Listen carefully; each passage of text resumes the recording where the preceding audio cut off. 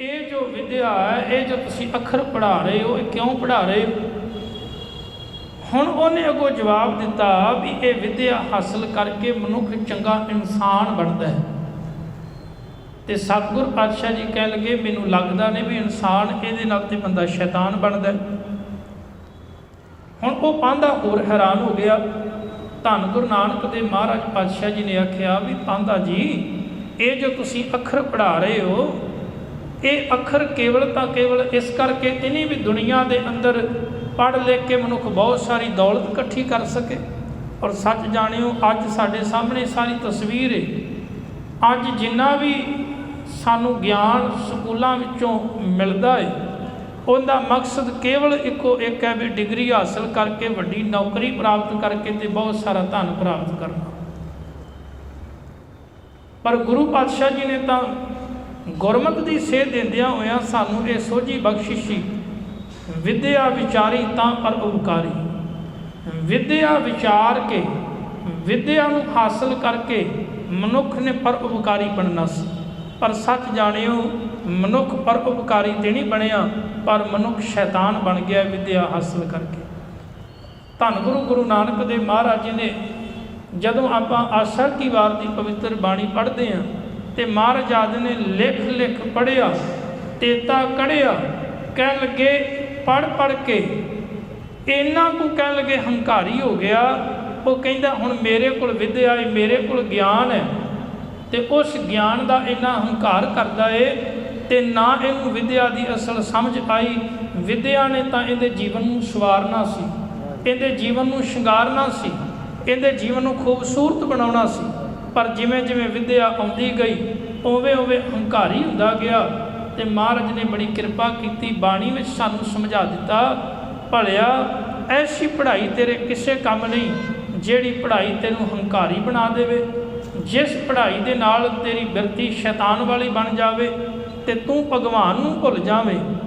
सतगुरु गुरु नानक देव महाराज जी पंडित ब्रह्मदत्त नू जदों मिलदे उस समय एको ही गल महाराज पातशाह जी ने आखी सी भी तेरे कोल इन्ना ज्ञान है पर तेनू इस ज्ञान का हंकार जरूर है, पर इस ज्ञान की समझ नहीं।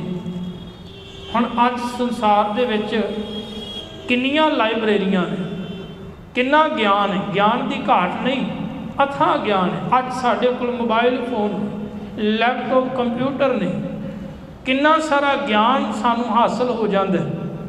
पर कि वाकई इस ज्ञान को पढ़ के विचार के ते असीं परोपकारी बन सके। वाकई इस ज्ञान को हासिल करके असीं अपने जीवन को सफला कर सके, या केवल जिहड़ी गल गुरु नानक देव पातशाह जी पांधे नूं समझा रहे ने वो गल सानू भी समझा रहे हैं। महाराज ने बड़ी कृपा की।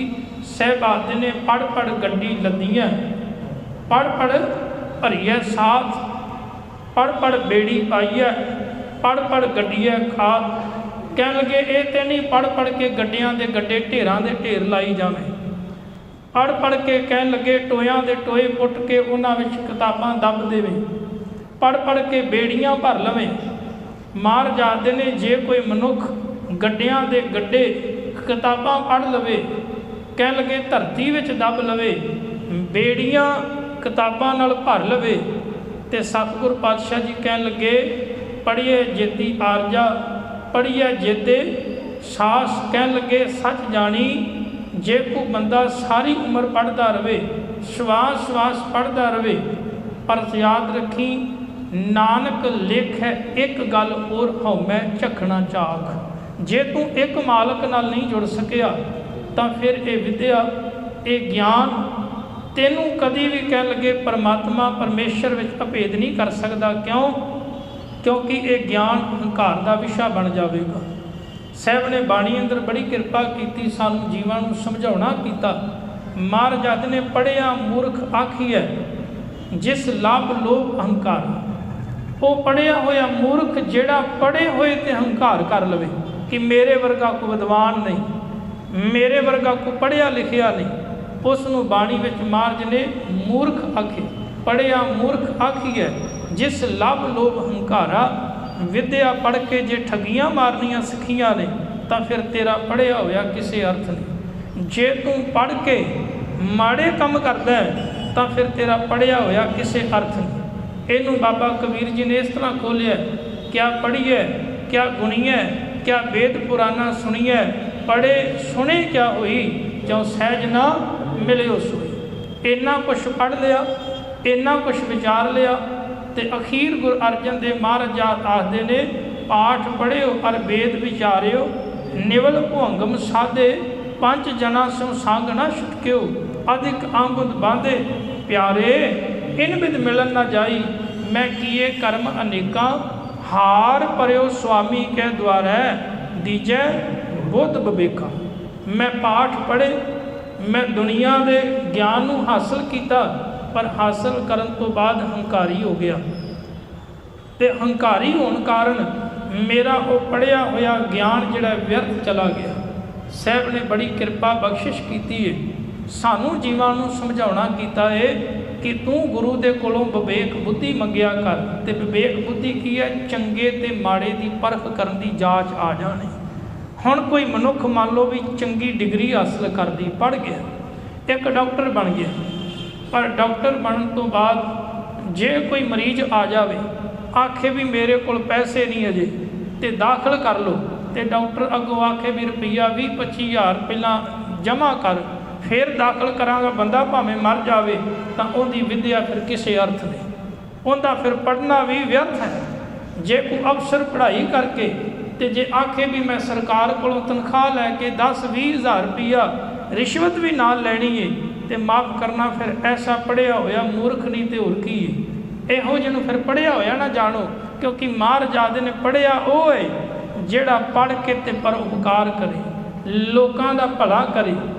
ਐਸੇ ਸੰਸਾਰ ਦੇ ਅੰਦਰ ਮਹਾਂਪੁਰਸ਼ ਹੋਏ ਹਨ, ਐਸੇ ਗੁਰਸਿੱਖ ਭਗਤ ਹੋਏ ਹਨ, ਜਿਨ੍ਹਾਂ ਨੇ ਪੜ੍ਹ ਕੇ ਤੇ ਆਪਣੇ ਜੀਵਨ ਨੂੰ ਰੌਸ਼ਨ ਨਹੀਂ ਕੀਤਾ, ਪਤਾ ਨਹੀਂ ਕਿੰਨੇ ਕੁ ਹੋਰ ਬੁੱਝੇ ਚਿਰਾਗ ਉਹਨਾਂ ਬਾਲ ਦਿੱਤੇ, ਕਿੰਨੇ ਕੁ ਲੋਕਾਂ ਦਾ ਭਲਾ ਕਰ ਦਿੱਤਾ। ਕਿ ਆਪਾਂ ਭਗਤ ਪ੍ਰਹਿਲਾਦ ਦੀ ਵਿੱਦਿਆ ਨੂੰ ਨਹੀਂ ਜਾਣਦੇ? ਜਦੋਂ ਭਗਤ ਪ੍ਰਹਿਲਾਦ ਦੇ ਬਾਰੇ ਆਪਾਂ ਪੜ੍ਹਦੇ ਹਾਂ ਤੇ ਬੜਾ ਪਿਆਰਾ ਲਿਖਿਆ ਭਾਈ ਗੁਰਦਾਸ ਜੀ ਨੇ ਕਿ ਨਿੱਕੀ ਉਮਰ ਸੀ, ਪਿਤਾ ਨੇ ਆਖਿਆ ਮੈਂ ਆਪਣੇ ਬੱਚੇ ਨੂੰ ਉੱਚ ਵਿੱਦਿਆ ਦੇਣੀ ਹੈ, ਪੜ੍ਹਨ ਵਾਸਤੇ ਉਸਤਾਦ ਕੋਲ ਘੱਲਿਆ। ਜਦੋਂ ਭਗਤ ਪ੍ਰਹਿਲਾਦ ਜੀ ਗਏ ਤੇ ਉੱਥੇ ਕੀ ਪੜ੍ਹਾਇਆ ਜਾਂਦਾ ਸੀ? ਵੀ ਹਰਨਾਕਸ਼ ਹੀ ਖੁਦਾ ਰੱਬ ਹੈ, ਹਰਨਾਕਸ਼ ਹੀ ਭਗਵਾਨ ਹੈ, ਇਹ ਪੜ੍ਹਾਇਆ ਜਾਂਦਾ ਹੈ। ਪਰ ਉਹ ਪੜ੍ਹਦੇ ਕੀ ਨੇ? ਪੜ੍ਹਦੇ ਨੇ ਪਰਮਾਤਮਾ ਦਾ ਨਾਮ, ਪੜ੍ਹਦੇ ਨੇ ਪਰਮੇਸ਼ਰ ਦਾ ਨਾਮ। ਅੱਜ ਸਾਡੇ ਜੀਵਨ ਦੇ ਵਿੱਚ ਸੰਸਾਰਿਕ ਵਿੱਦਿਆ ਤੇ ਹੈ, ਪਰ ਧਰਮ ਦੀ ਵਿੱਦਿਆ ਬਿਲਕੁਲ ਨਹੀਂ। ਇਹੀ ਕਾਰਨ ਹੈ ਕਿ ਗੁਰੂ ਨਾਨਕ ਸਾਹਿਬ ਮਹਾਰਾਜ ਜੀ ਨੇ ਆਖਿਆ ਸੀ ਵੀ ਜੇ ਤੇਰੇ ਕੋਲ ਦੁਨਿਆਵੀ ਵਿੱਦਿਆ ਹੈ ਤੇ ਜੇ ਤੇਰੇ ਕੋਲ ਧਰਮ ਦੀ ਵਿੱਦਿਆ ਨਹੀਂ, ਤਾਂ ਸਮਝੀ ਉਹ ਦੁਨਿਆਵੀ ਵਿੱਦਿਆ ਤੈਨੂੰ ਮੂਰਖ ਬਣਾ ਦੇਵੇਗੀ, ਉਹ ਤੈਨੂੰ ਹੰਕਾਰੀ ਬਣਾ ਦੇਵੇਗੀ। ਹਾਂ, ਜੇ ਤੇਰੇ ਕੋਲ ਧਰਮ ਦੀ ਵਿੱਦਿਆ ਹੈ, ਜੇ ਤੇਰੇ ਕੋਲ ਅਧਿਆਤਮਿਕ ਗਿਆਨ ਹੈ, ਤਾਂ ਉਹਦੇ ਨਾਲ ਤੂੰ ਇੱਕ ਚੰਗਾ ਇਨਸਾਨ ਬਣ ਸਕਦਾ ਹੈ। ਕਿਉਂ? ਜਿੰਨਾ ਚਿਰ ਸਾਡੇ ਅੰਦਰ ਰੱਬ ਦਾ ਭੈ ਨਹੀਂ, ਉਹਨਾਂ ਚਿਰ ਭਾਵੇਂ ਸੰਸਾਰ ਦੀ ਕਿੰਨੀ ਵੀ ਵੱਡੀ ਡਿਗਰੀ ਹਾਸਲ ਕਰ ਲਈਏ, ਮਨੁੱਖ ਸ਼ੈਤਾਨਾਂ ਵਾਲੇ ਕੰਮ ਹੀ ਕਰੇਗਾ। ਤਾਂ ਗੁਰੂ ਪਾਤਸ਼ਾਹ ਜੀ ਬੜੀ ਰਹਿਮਤ ਕਰਦੇ ਨੇ, ਧੰਨ ਗੁਰੂ ਨਾਨਕ ਦੇਵ ਸੱਚੇ ਪਾਤਸ਼ਾਹ ਜੀ, ਵੀ ਇਹ ਜੋ ਵਿੱਦਿਆ ਹੈ, ਇਹ ਜੋ ਤੁਸੀਂ ਅੱਖਰ ਪੜ੍ਹਾ ਰਹੇ ਹੋ, ਇਹ ਕਿਉਂ ਪੜ੍ਹਾ ਰਹੇ ਹੋ? ਹੁਣ ਉਹਨੇ ਅੱਗੋਂ ਜਵਾਬ ਦਿੱਤਾ ਵੀ ਇਹ ਵਿੱਦਿਆ ਹਾਸਲ ਕਰਕੇ ਮਨੁੱਖ ਚੰਗਾ ਇਨਸਾਨ ਬਣਦਾ ਹੈ। ਤੇ ਸਤਿਗੁਰ ਪਾਤਸ਼ਾਹ ਜੀ ਕਹਿਣ ਲੱਗੇ ਮੈਨੂੰ ਲੱਗਦਾ ਨਹੀਂ ਵੀ ਇਨਸਾਨ ਇਹਦੇ ਨਾਲ ਤੇ ਬੰਦਾ ਸ਼ੈਤਾਨ ਬਣਦਾ। ਹੁਣ ਉਹ ਪਾਂਧਾ ਹੋਰ ਹੈਰਾਨ ਹੋ ਗਿਆ। ਧੰਨ ਗੁਰੂ ਨਾਨਕ ਦੇਵ ਮਹਾਰਾਜ ਪਾਤਸ਼ਾਹ ਜੀ ਨੇ ਆਖਿਆ ਵੀ ਪਾਂਧਾ ਜੀ, ਇਹ ਜੋ ਤੁਸੀਂ ਅੱਖਰ ਪੜ੍ਹਾ ਰਹੇ ਹੋ, ਇਹ ਅੱਖਰ ਕੇਵਲ ਤਾਂ ਕੇਵਲ ਇਸ ਕਰਕੇ ਤੇ ਨਹੀਂ ਵੀ ਦੁਨੀਆ ਦੇ ਅੰਦਰ ਪੜ੍ਹ ਲਿਖ ਕੇ ਮਨੁੱਖ ਬਹੁਤ ਸਾਰੀ ਦੌਲਤ ਇਕੱਠੀ ਕਰ ਸਕੇ। ਔਰ ਸੱਚ ਜਾਣਿਓ, ਅੱਜ ਸਾਡੇ ਸਾਹਮਣੇ ਸਾਰੀ ਤਸਵੀਰ ਹੈ। ਅੱਜ